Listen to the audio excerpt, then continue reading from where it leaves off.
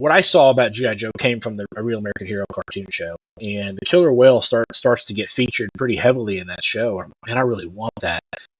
And by the time I saw it and wanted it, it was no longer for sale in stores. It was gone. I mean, they produced it for a couple of years, but what they did do was they had it as a special mail order item. So if you recall, G.I. Joe used to have flag points. It was like the proof of purchase on the boxes.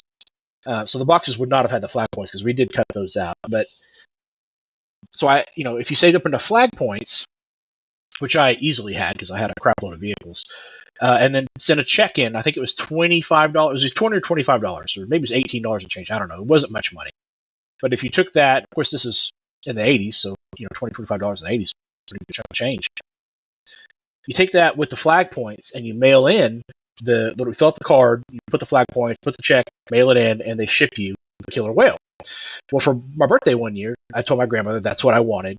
I pulled the card out, I had the flag points, we put it all in there. She literally wrote the check, put it in the envelope, sealed it up, put a stamp on it, addressed it, everything was ready to go. And on our way to the post office, she said, I need to stop at Walmart.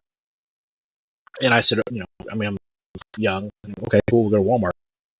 And we walk into Walmart, and to this day, I don't know what happened, guys. I don't understand it. I go back in time, and I don't know. Like, I was huge into G.I. Joe. I knew I desperately wanted the Killer Whale. I guess I felt like I would have another chance, and that for some stupid, ridiculous reason, I wanted a hamster that day more. And so that's how I feel all the time, Joe. Like, I think about this. Not daily or anything like that, but I do think about it on occasion, and that's exactly how I feel. Like, what were you thinking, you idiot? You idiot!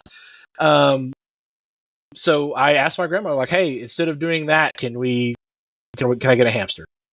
And she said, yeah, sure. If that's what you want. Are you sure that's what you want? And I said, yeah. And I remember in Walmart, she opened the envelope, she had it sealed and everything. She tore it open, got the check out, tore it up, and I got a hamster in a hamster cage. And I basically have regretted almost every day since then.